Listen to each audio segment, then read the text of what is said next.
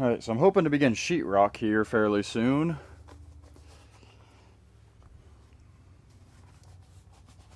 And I need to add, seems like the addition of blocking is never ending. So I need a block here, here, and vertically up right here for my split from the, I'm going to use go board, backer board, so my split from go board to sheetrock. I need something right there where I can transition. I think the way I'm going to do this is I'm going to cut a board that fits here. Looks like about 24.5. Anchor that on each side, and then attach to that to go up to that top plate. Alright, so YouTube has started copywriting every song that I ever try to use, pretty much no matter what, even if it says it's copyright free. So I'm just going to do a voiceover for this time lapse that I recorded of us starting off hanging the sheetrock. You see there, he's done a lot more sheetrock work than I have. I've never really actually done any, and he's done it a few times. So we were, working together, getting it hung, trying out these tools that I got from Harbor Freight. I got the drywall screw gun and the rotary cutout tool. Whole lot cheaper than buying it anywhere else. I looked at prices through DeWalt and just DeWalt. I looked at corded and cordless. It was a lot cheaper to just buy both of them at Harbor Freight, and they're both corded, the ones that I bought, but they work pretty good. They work good for this, no problem at all.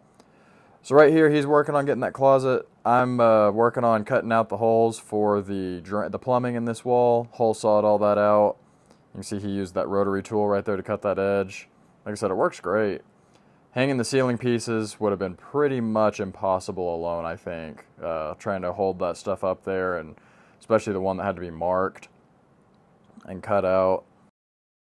Friend just headed home, helped me hang a lot of sheetrock. I'll show you guys in a minute how much we got hung, but got this wall completely done, that wall completely done, the short wall completely done, half the ceiling, the whole closet area, or it's hung, obviously. I'm not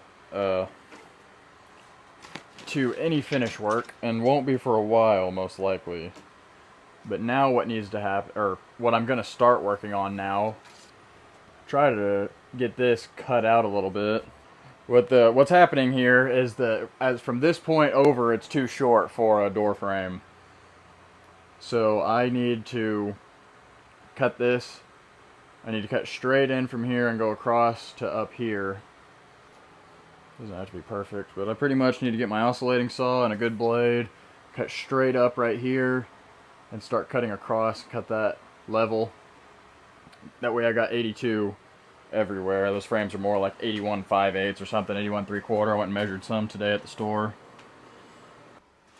Alright, here's the current status.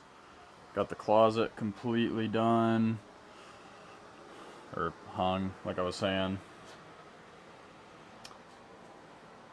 Got this area all done, finished up to here. So there's going to be a transition somewhere within this 2x4. This is another piece of blocking I added today. Somewhere in this area there will be a transition. I haven't decided yet, from tile to sheetrock. So this entire area will all be tile. Something else I've changed, I can show you guys, is this wall is totally framed different than what you guys saw before, a lot more complicated. So I've got the niche. It's pronounced one of those ways or both of those ways. I've just got it set in there, so obviously it's not attached, but framed it in. That center over the actual tub, like the tub portion, framed in. This will all get go board, backer board. So this whole area will get go board, waterproof backer board, and then it'll get tile to, I've got this board here for the transition, the one across the top, and this board for the transition, or no, this board for the transition. This is blocking for whatever shower enclosure I end up using.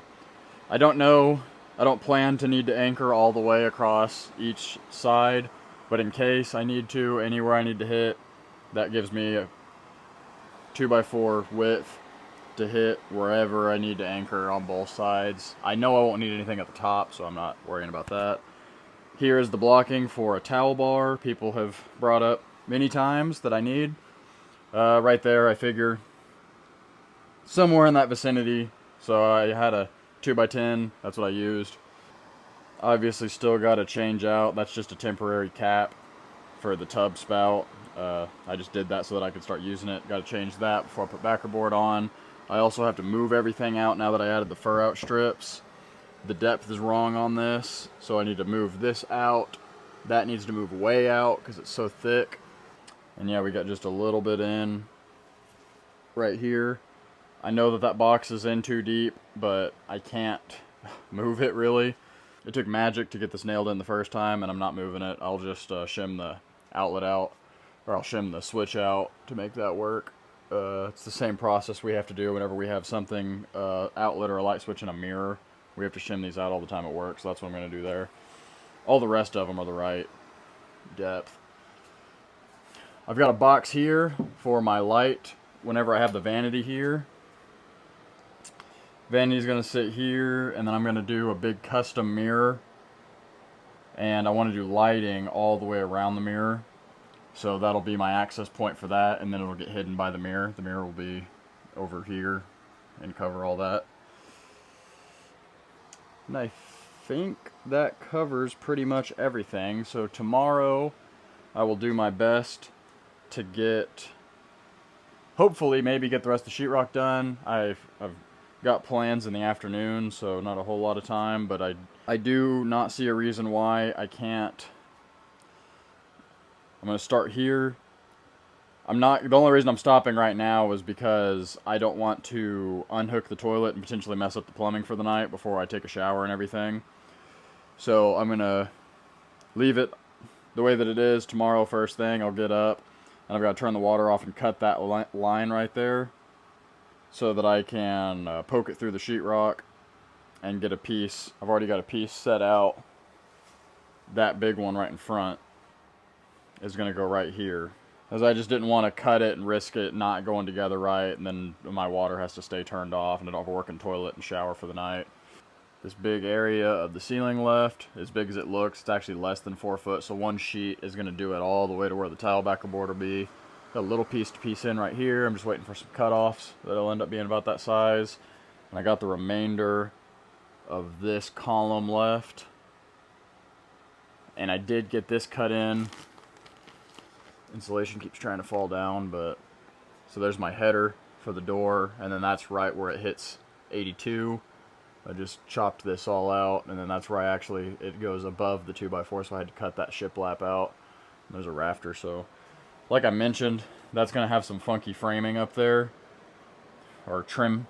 It's going to be funky the way it gets trimmed out, but I would rather have a kind of weird looking trim up there than a really narrow door here again. I mean, look how this is going to be nice, because if you guys remember, that was a 24-inch doorway before, now it's going to be a 32, so that'll be really nice.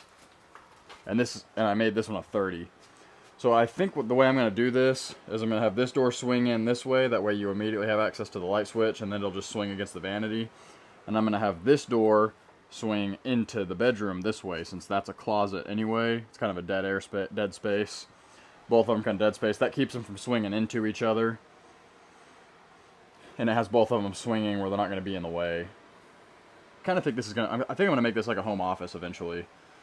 But yeah, really cool seeing it coming together like this. That's where we're at. We'll see how far I get tomorrow. Let's put my grandpa's water meter key to the test. I don't know how many leaves are getting in this thing. I close it all the time. One-handed. Almost. Slipped off. There we go. A lot easier than a crescent wrench. Alright, draining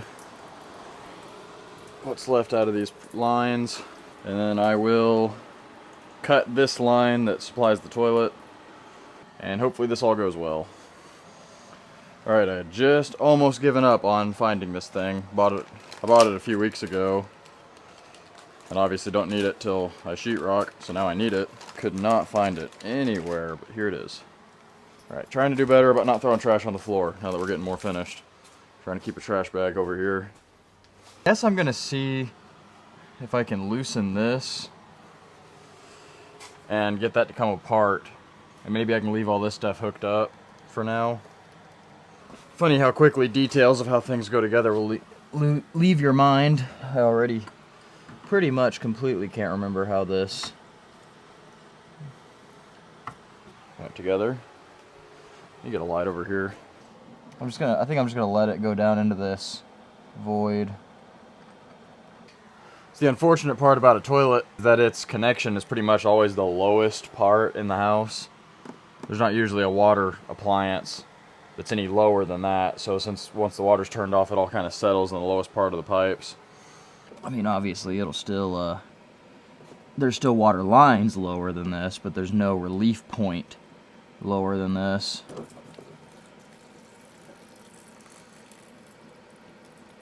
Okay, that's not too bad.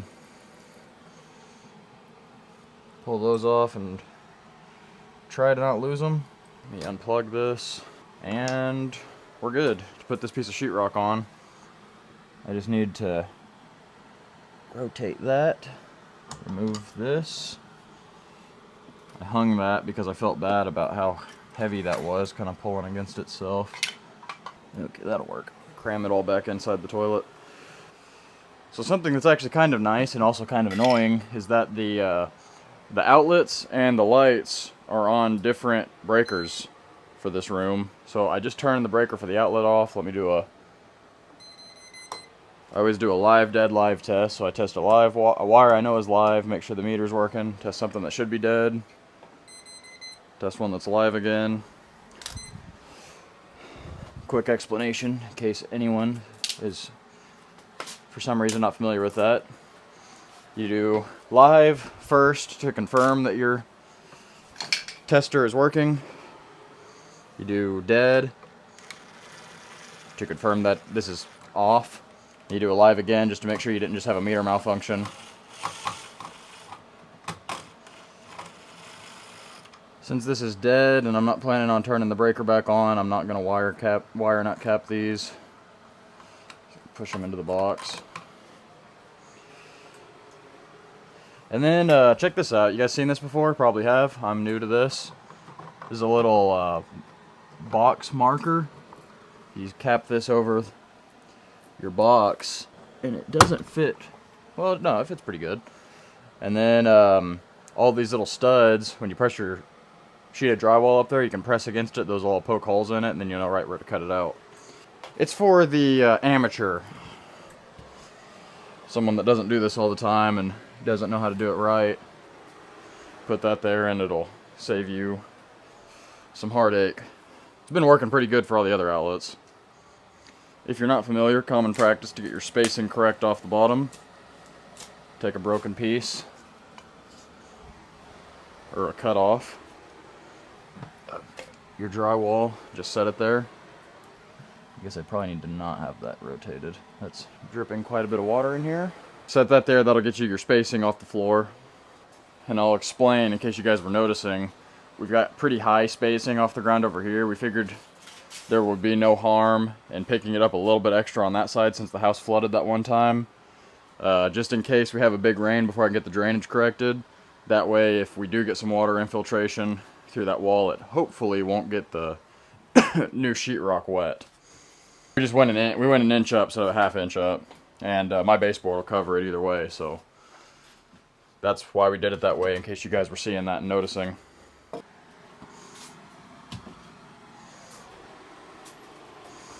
So over here, you may have noticed earlier in the video, I have some marks on this 2x4. That is approximately where I plan on switching to the Go board tile backer board.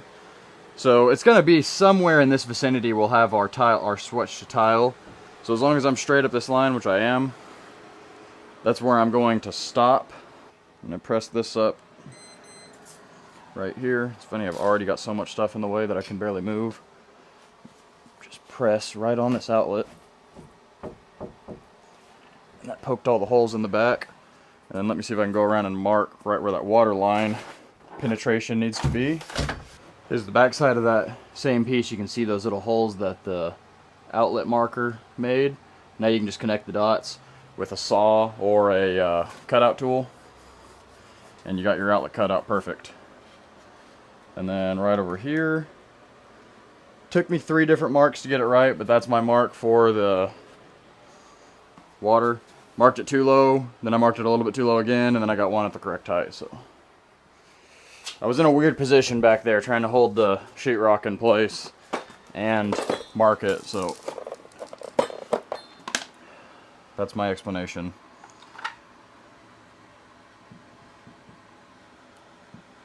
Gonna do a fairly big hole since it gets covered. You can see how big my cap is. I really could go even bigger than that, but I don't want to. Yeah, I don't want to get close to where my screws will need to anchor. So that's what I'll do.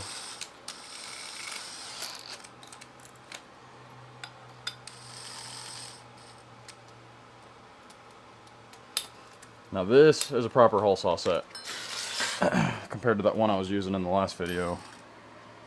But it only goes up to 2 1/4, I think, and I needed 4. Needed like 4 1/4.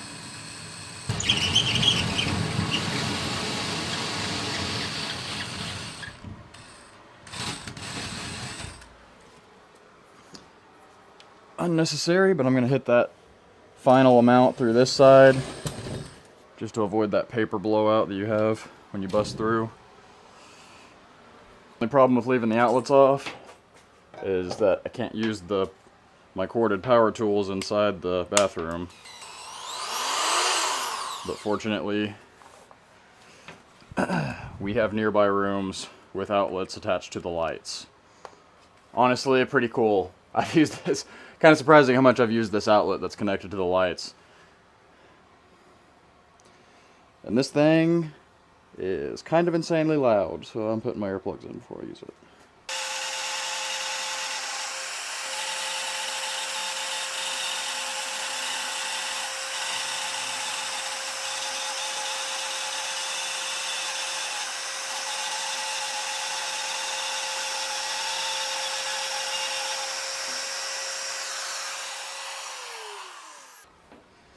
That was actually my first time using that thing. My friend was using it all day yesterday, so got a little bit caught off guard with how quickly that tried to run away on the entrance, but it'll cover.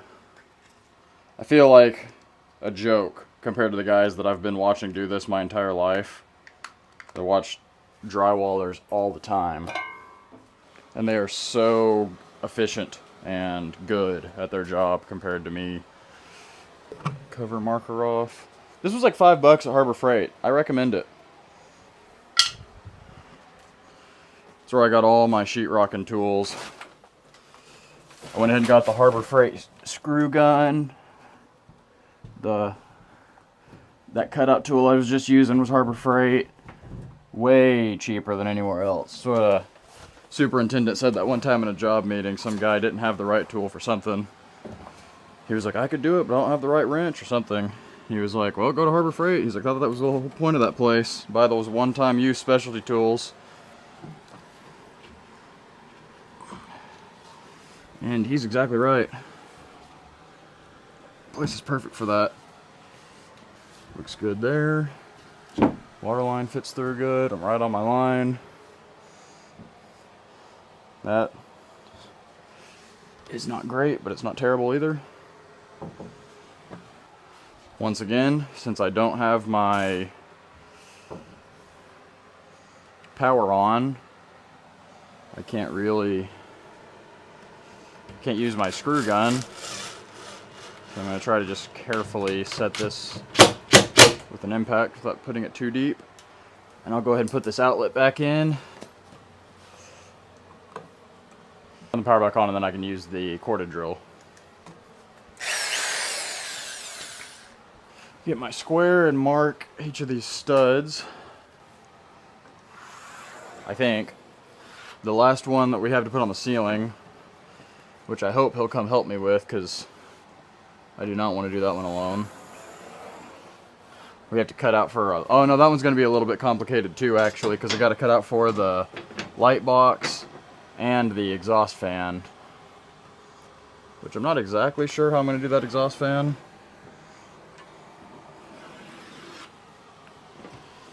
See how this goes.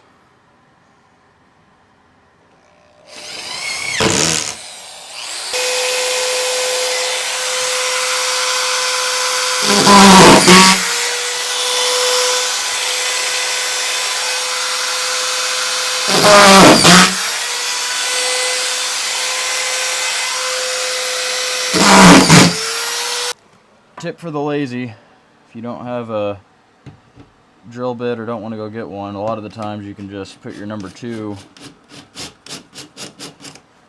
on the sheetrock and spin it a few times and create enough of a hole to get a plug in. Yeah. No, that one's not going to work that good because it ended up right next to that hole, but as long as it gets one good screw in it, it shouldn't wiggle much. Yep, that one is going to do absolutely nothing.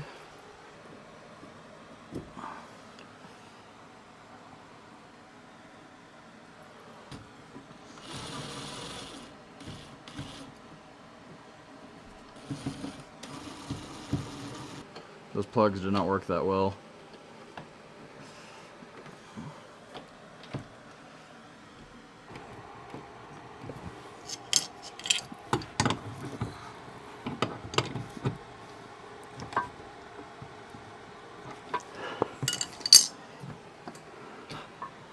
Alright, let's turn the water back on and see if that starts spewing. I'll leave my mic right here so you guys can hear.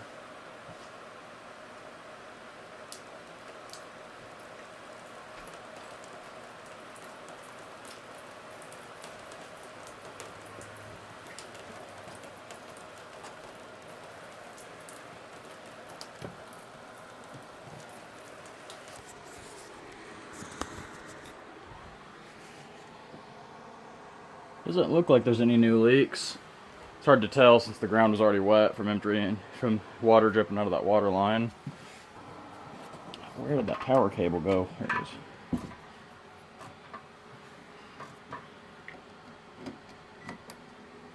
Make sure everything's still working on this thing properly.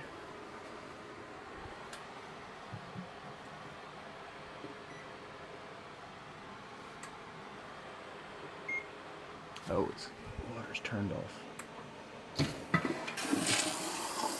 Alright, it flushed.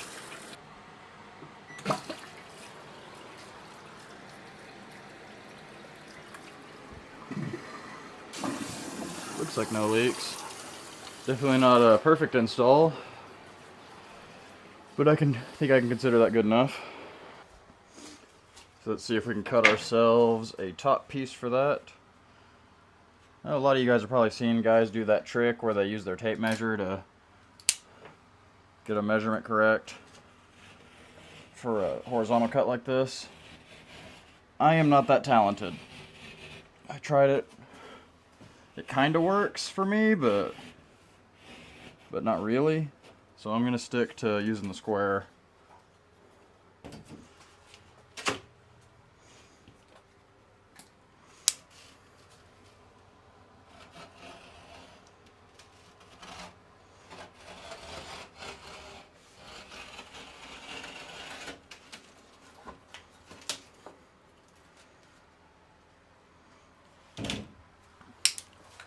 Alright, hopefully that piece just fits right on there.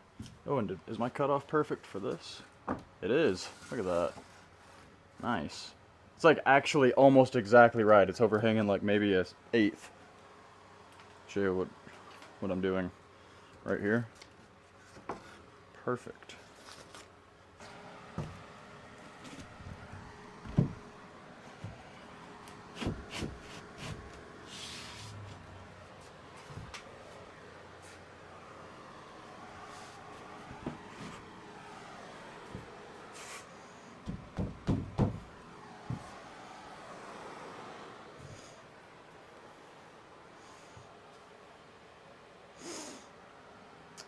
Well, that would be perfect if it reached my board right there.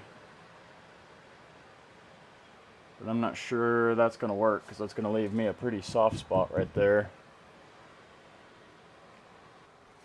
See if I can just cut a little block that'll fit in right there. 17 and 7/8.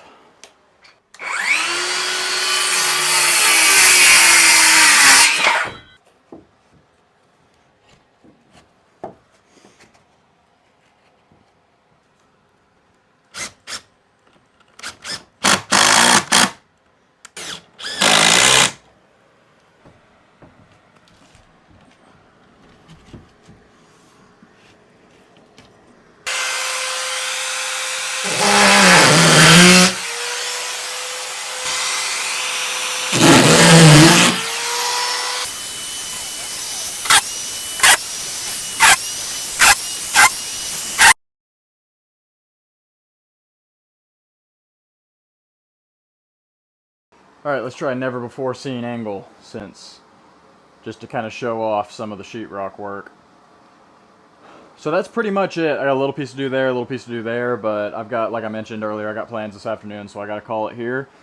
Unfortunately, couldn't get doors swung, but that will be one of my next things that I do, is go ahead and put in a door on both these openings. That way I can finally have a closed off room.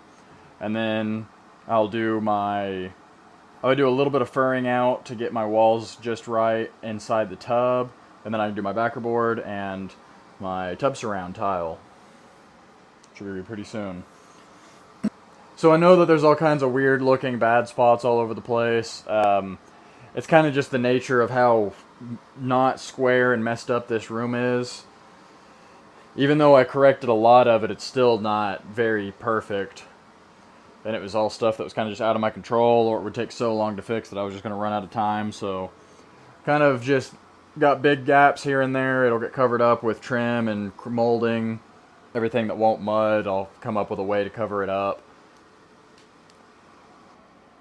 And I do expect probably a lot of joint separation is probably going to happen, because I'm sure that this house, even with the drainage corrections, is still going to be moving over time. I know that this isn't the best way to do this. I've read before that you really should always make your corners overlap like this way, but it's just not how it worked out when we put it together. We just ended up with separations here. I'll deal with it however we got to deal with it in the future. But I was mentioning to him yesterday, I can put up with a lot of quality imperfections for the trade-off of saving thousands of dollars versus hiring a contractor. I don't really know, I don't even really have a guess how much this would cost to subcontract this out. If you imagine if I had done none of this work myself and I had hired all this work out, I don't know. I mean, you think about all that demo, all the slab demo that I did. I had to subcontract out the plumbing, and that was insanely expensive. The drains, that made me never want to hire anything out ever again.